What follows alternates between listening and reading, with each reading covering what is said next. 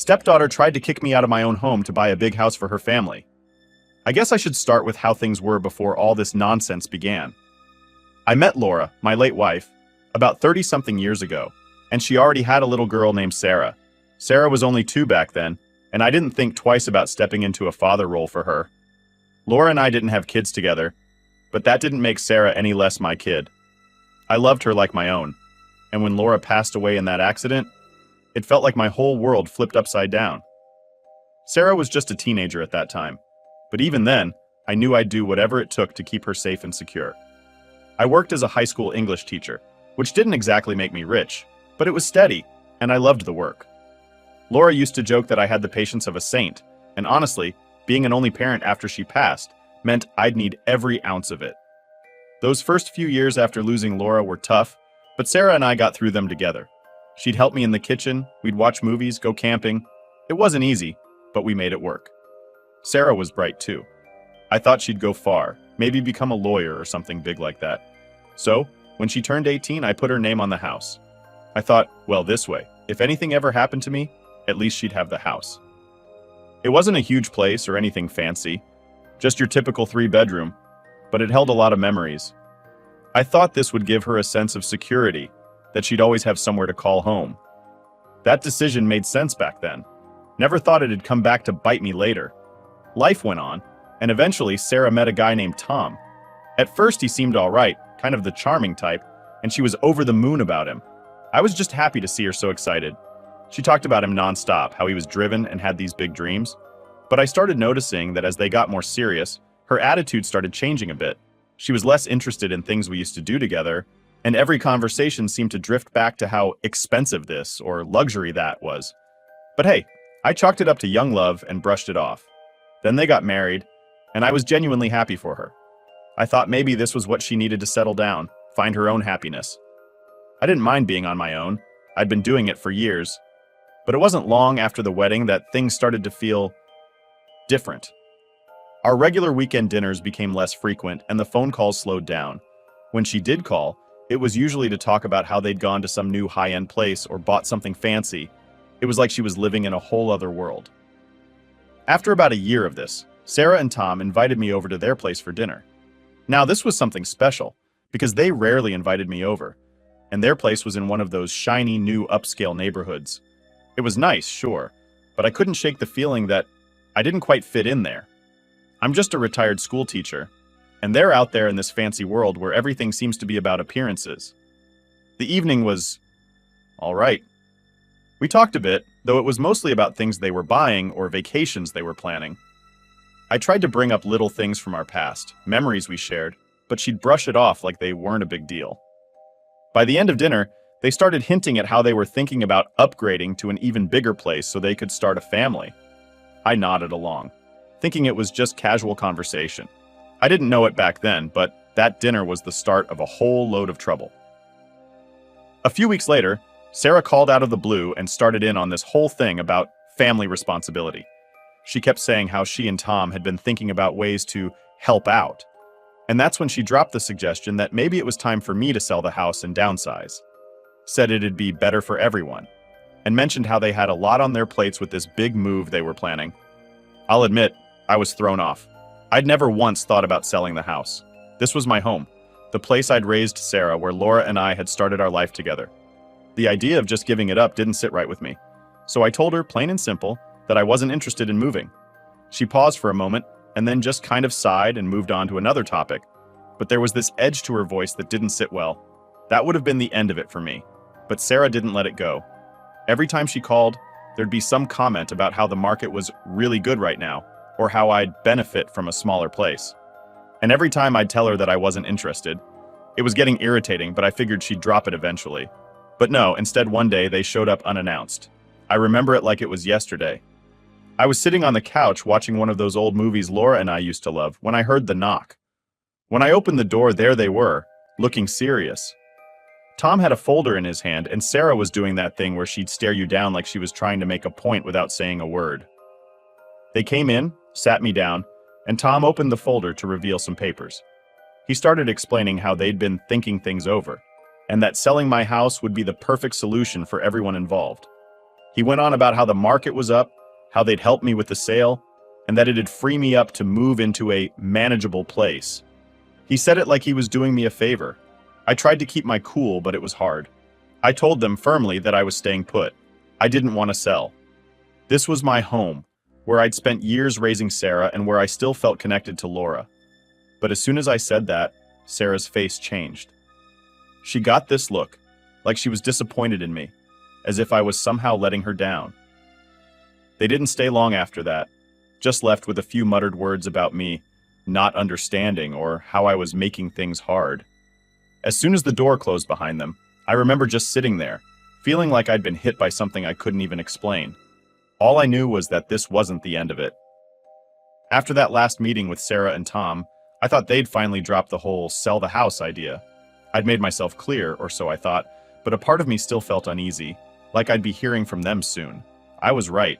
What came next was more intense and downright sneaky. About a week later, I started getting daily calls from Sarah. She'd start off with small talk, but it wouldn't take long before she'd slide back into the same old conversation about my retirement needs and how a smaller place would suit me better. She'd rattle on about how downsizing was just part of moving on and that I needed to think about the future. My future? I was fine. But she'd keep hinting, almost like she was trying to wear me down. Then, one afternoon, she decided to bring Tom along. They showed up unannounced again, knocking on the door like it was just another family visit. I answered, already bracing myself for whatever new angle they were about to pitch. Sure enough, they came in with the same energy as last time, but this time, Tom was ready to go full sales mode. He had a list of reasons why I should sell, down to the benefits of moving in with them while I still can. They talked as if they were concerned for me, but the way they went on, I could tell their interest wasn't exactly in my well-being. They were all smiles and nods, acting as if they were doing me some big favor by taking me in. And then Tom dropped a new line. "You wouldn't have to worry about upkeep anymore. Imagine a life where you don't have to lift a finger." That's when it hit me. They were framing this whole thing as if I was this frail, helpless person who needed them to survive. They were trying to turn me into a burden that needed taking care of, to make it sound like I needed their help. I held my ground, repeating that I wasn't interested in selling the house.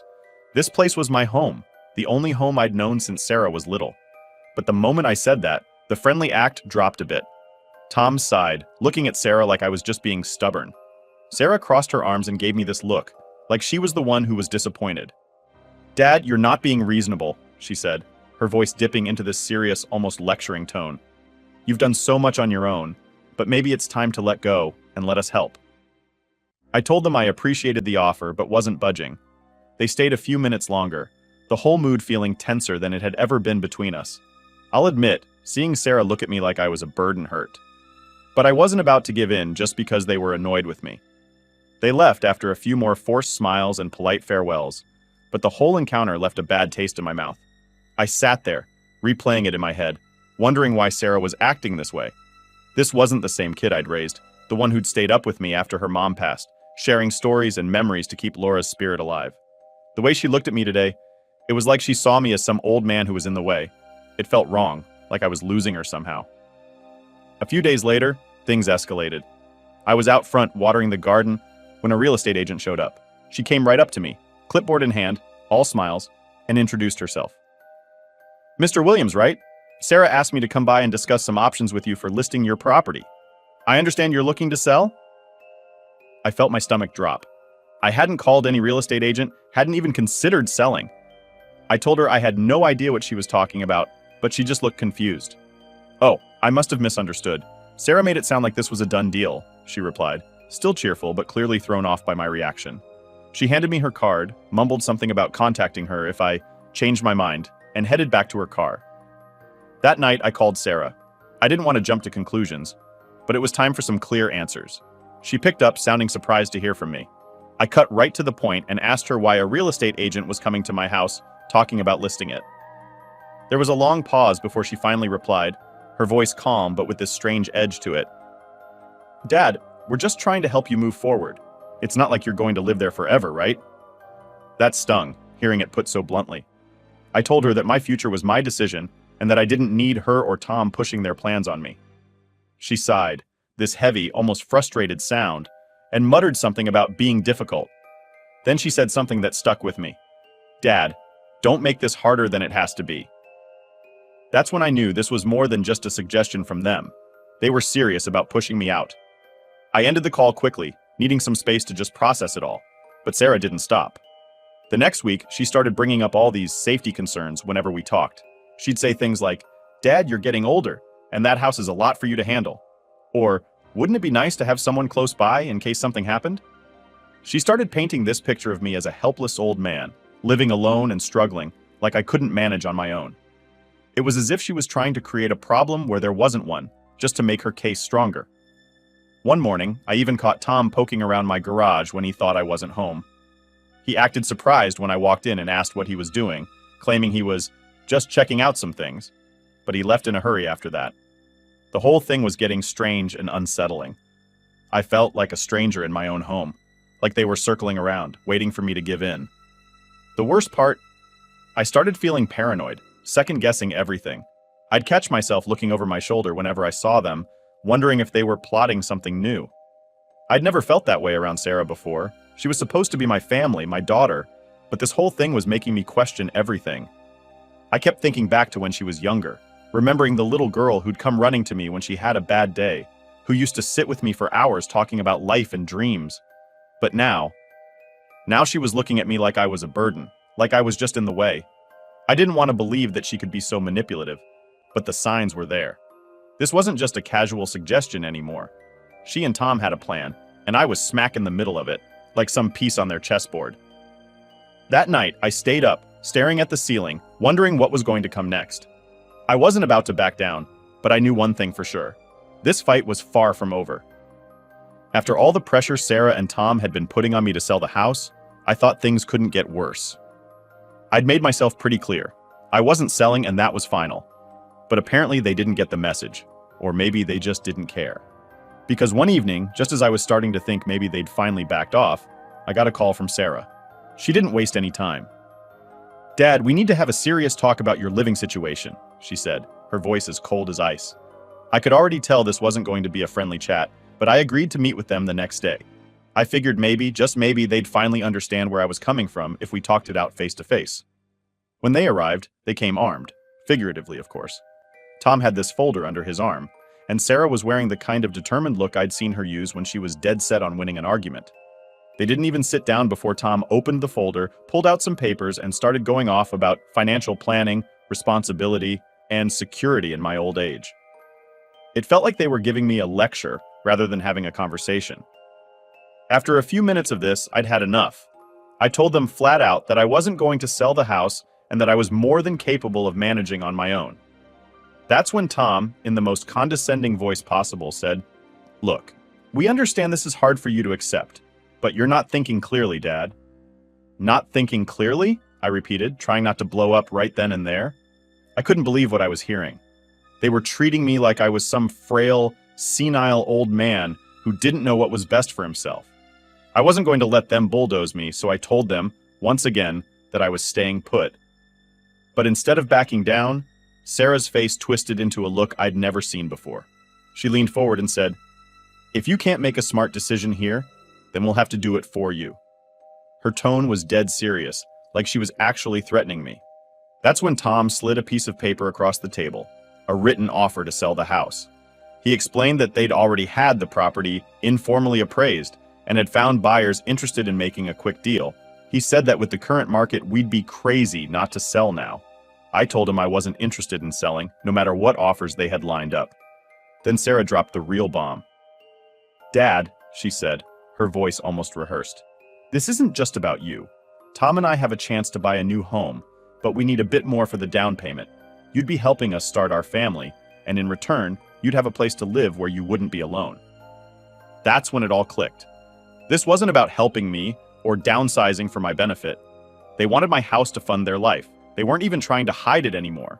All that talk about me being alone or struggling with upkeep, it was just fluff to get what they wanted. They wanted to sell my home, pocket the cash, and then stick me in a guest room at their place so they could keep an eye on me. I pushed the offer sheet back toward them and told them, "This is my house, where I raised you, Sarah, where I lived with your mother. I'm not giving it up for your plans." She snapped, and her voice went cold. "Fine, if that's how you feel," she said, crossing her arms.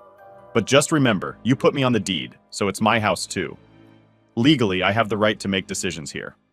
She was leaning into the fact that I'd put her name on the deed all those years ago, back when I thought it would protect her future.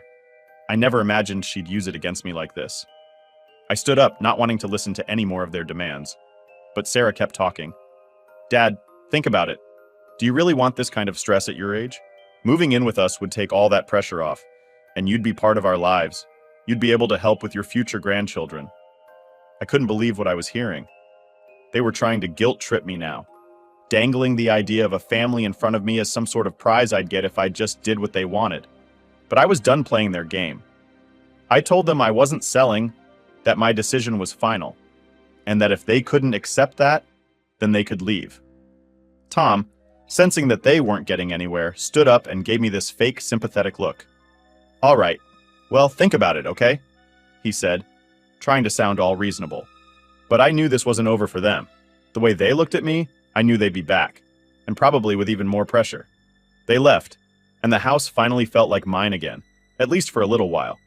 But I couldn't shake this nagging feeling that this was just the beginning of something worse. I'd seen that look in Sarah's eyes before. She was determined. She'd gotten this way as a teenager when she wanted something, and usually she found a way to get it. Over the next few days, they started calling more often, texting about how unfair it was for me to hoard resources when they needed a home for their family. Sarah even went as far as to say I was being selfish for not supporting her and Tom's future. Selfish. I'd spent my whole life putting her first, doing everything to give her a good life. And now, because I wasn't ready to hand over my house like a prize, I was the selfish one? Then one day, I went to get the mail and saw an envelope from some legal office I didn't recognize. I opened it up to find a letter from a lawyer representing Sarah. It was full of legal terms and warnings about how co-owners must consider the sale of shared property, along with a lot of other garbage I didn't really understand. The point was clear. They were going to try and force my hand. I called a friend of mine who used to work in real estate, and he told me they might be looking into something called partition action, where a co-owner can force the sale of a property if the other owner refuses. Basically, it meant they could take me to court to make me sell my own home. That night, I sat in my living room, just looking around at all the memories in that house. The photos on the wall, the old armchair Laura used to sit in, the shelves lined with books I'd read to Sarah when she was a kid. I felt like everything I'd built over the years, all the love and effort, was being tossed aside by my own daughter. It was clear now that Sarah wasn't going to stop, and neither was Tom. I didn't know what they'd try next, but I knew one thing: I wasn't about to let them bully me out of my own home. The day after I got that legal notice, I was still trying to wrap my head around it all. It was like a nightmare you couldn't wake up from. My own stepdaughter, the kid I raised like she was my own flesh and blood, was coming after me with legal threats. I'd given her everything I could, including a home, and now she wanted to take it right out from under me. It was like the more I said no, the more determined she became to get her way. That morning, I got a call from a friend who'd heard rumors. Apparently, Sarah had been talking around town, telling people that I was struggling to manage on my own, painting this picture of me as some frail, helpless old man.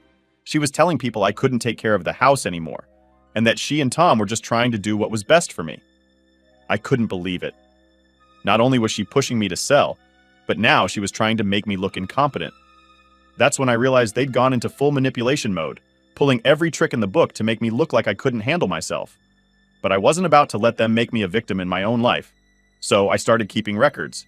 Every message, every call, every time Sarah dropped hints about how I should really think about selling, I wrote it down. If they were going to pull legal tricks, I was going to be ready. A few days later, Sarah and Tom showed up at my door again. This time, they didn't bother with the fake niceties. They came in, barely even saying hello, and got straight to the point. Sarah had this icy look in her eyes, and Tom wasn't far behind, acting like he had it all figured out. He even had another set of papers with him. I figured it was more legal nonsense. "We're here to discuss the sale of the house, Dad," Sarah said, her voice flat and unemotional, like she was reading from a script. "We've lined up an offer, and it's a good one. We don't want to drag this out any longer than it needs to be." I just stared at them. Part of me wanted to laugh, but another part was furious. They were treating this whole thing like it was some business deal, not the home I'd spent my entire life building. I tried to keep calm, but I couldn't help it. "This isn't happening, Sarah. I don't care how many offers you line up. I'm not selling." That's when Tom cut in, and he had this smug look on his face. You don't have a choice, actually. You're only a co-owner, and we have every right to sell our share. He leaned in, as if he thought he was making some brilliant point. We're being generous by letting you stay here afterward, Dad. You could be out on the street if we weren't so understanding. I could feel my blood boiling. This wasn't some outsider talking to me. This was Tom, the man I'd welcomed into my family. I'd treated him with nothing but respect, and here he was, standing in my own home, practically threatening to kick me out. I told them again that I wasn't interested and that they should leave, but Tom just smirked. You'll have to move eventually, one way or another, he said, almost like he enjoyed seeing me squirm. Why not make this easier on yourself? It was at that moment I realized I was staring down the barrel of a legal battle. They weren't just trying to pressure me. They were going to force me to sell if they had to. The reality hit hard. They didn't care about me, about my life here, or about what this house meant to me. All they saw was a dollar sign. After they left, I sat alone in the living room, thinking about everything. All the years I'd spent building this place, the memories with Laura, raising Sarah, and now it was being reduced to a fight over money. It wasn't just about the house anymore. It was about dignity, about standing up for myself. I wasn't going to roll over and let them bully me out of my own home. I called my lawyer friend Dean and told him everything. He listened quietly, and when I was done, he said, "We have a fight on our hands, but don't worry, we're going to make sure they don't walk all over you." Hearing him say that gave me a sense of relief. Dean wasn't just my lawyer. He was someone who knew me, who knew what I'd gone through to build my life. He wasn't going to let them push me around. The next day, Dean filed a motion to prevent the sale of the house without my consent. And that's when things really started to heat up. Sarah and Tom found out pretty quick, and, as you can guess, they weren't happy. I got a call from Sarah, who sounded almost frantic, like she couldn't believe I was actually standing up to them. "Dad, why are you doing this?" she demanded. "We're only trying to help you, and you're making everything harder." "Help me?" I replied, unable to keep the sarcasm out of my voice. "How is trying to force me out of my home helping me, Sarah?" She went quiet, probably not expecting me to throw her own words back at her. But then, she started in on the guilt trips. She said that Tom and she needed the money to start their life together, that I was being selfish by holding on to a house that I didn't even need. She made it sound like I was some greedy old man clinging to his possessions instead of a father trying to protect his home. I told her I'd heard enough and hung up. I wasn't going to let her twist this around. I knew what they were doing, and I wasn't falling for it. Over the next few days, they kept calling, trying different tactics each time. Sometimes they'd act hurt. Sometimes they'd be downright nasty. It was like they couldn't decide whether to manipulate me with kindness or intimidate me with threats. Then one afternoon, I noticed a for sale sign staked into my front yard. I was furious. I stormed out there, ripped it out, and threw it in the trash. But it didn't end there. Sarah and Tom started coming over with realtors, acting like they had every right to show people around my house. They walked potential buyers through the place as if I wasn't even there, like I was invisible. I remember standing in the hallway one time, watching a family walk through the rooms, admiring the layout, the backyard, the living room. It felt surreal, like I was watching strangers pick apart my life piece by piece. I couldn't stand it. I told them all to get out, that this was my home and I wasn't selling. But Sarah just rolled her eyes and told me I was being unreasonable. Tom, meanwhile, looked at me like I was an obstacle, something he just needed to get rid of. After they left, I felt drained, like they'd taken some part of me with them. At that point, I realized this wasn't just a disagreement anymore. They were set on taking this house no matter what it took. But I wasn't going down without a fight. I'd raised Sarah, given her everything, and if she thought she could just waltz in here and take what was mine, she had another thing coming. This was my home, and I was prepared to do whatever it took to keep it. Last update. After everything Sarah and Tom had pulled to try and force me out of my home, it finally reached the point where we were facing each other in court. They'd thrown every trick they could think of to break me down, slapping a for sale sign on my yard, showing my house to strangers, parading around town claiming I was too old and incompetent to manage my own affairs. They thought they'd cornered me, but I wasn't about to give up without a fight. When the court day came, they walked in like they'd already won. Tom had on his smug grin, and Sarah wouldn't even look me in the eye.